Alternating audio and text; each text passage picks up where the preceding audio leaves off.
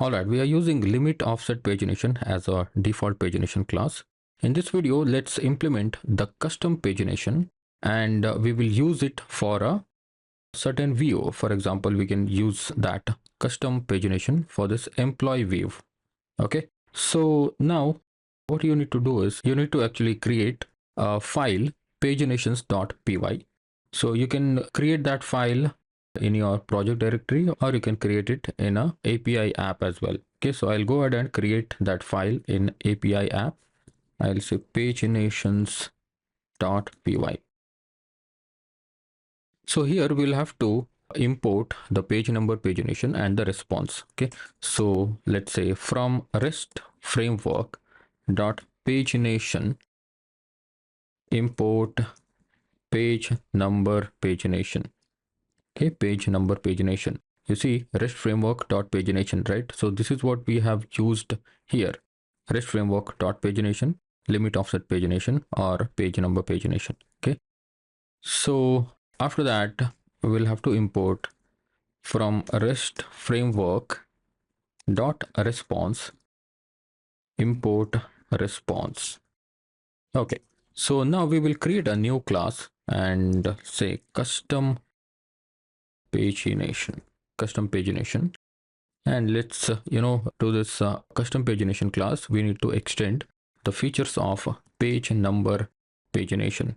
Okay, so by using page number pagination class we can adjust the attributes of it.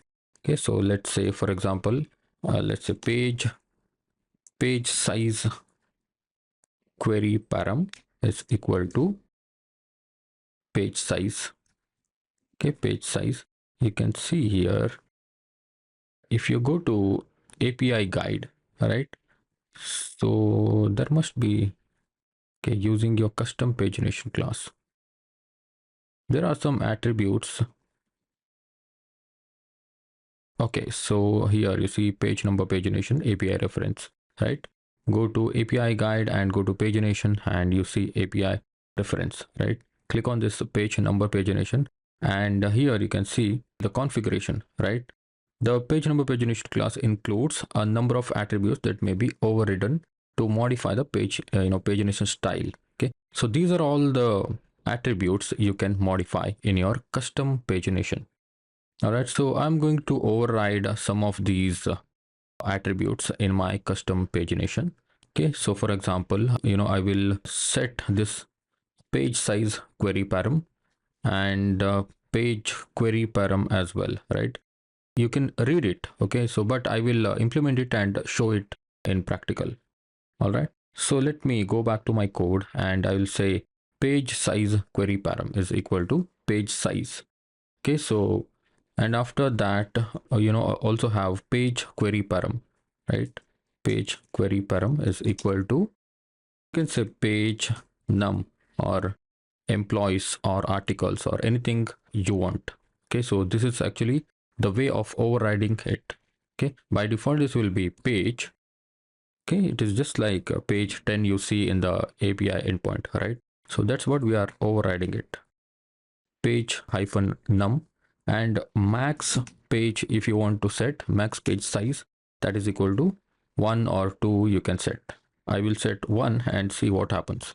Okay, after that you need to override a function get paginated response. Okay, get paginated response, you see here.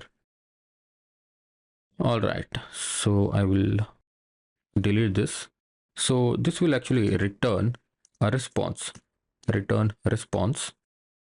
So open a dictionary and here you'll have to say next self dot get next link. Okay, get next link, and after that you should send a response previous also, right?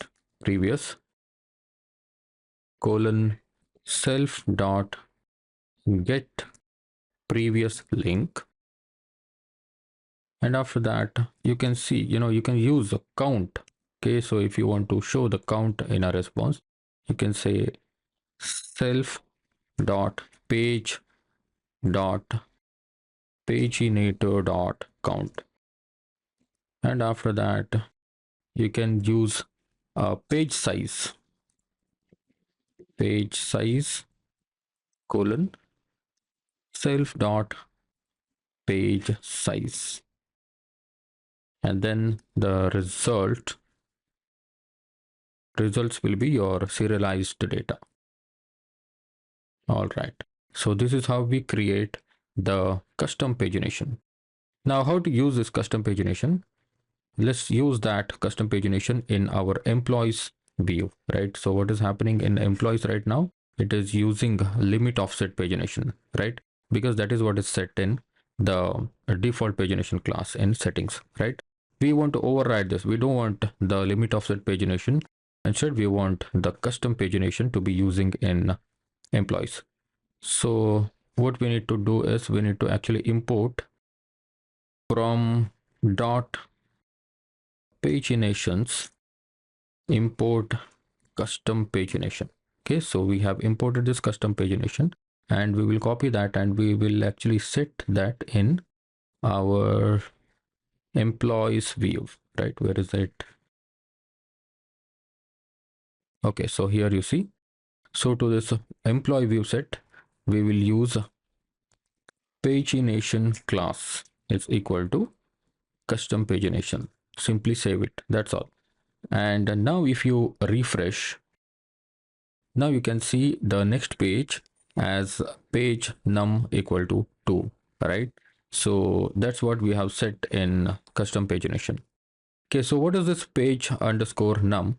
You can see this one, page query param, right? So by default, if you don't set this and refresh it, you can see by default page equal to 2, right? If you want to say employees,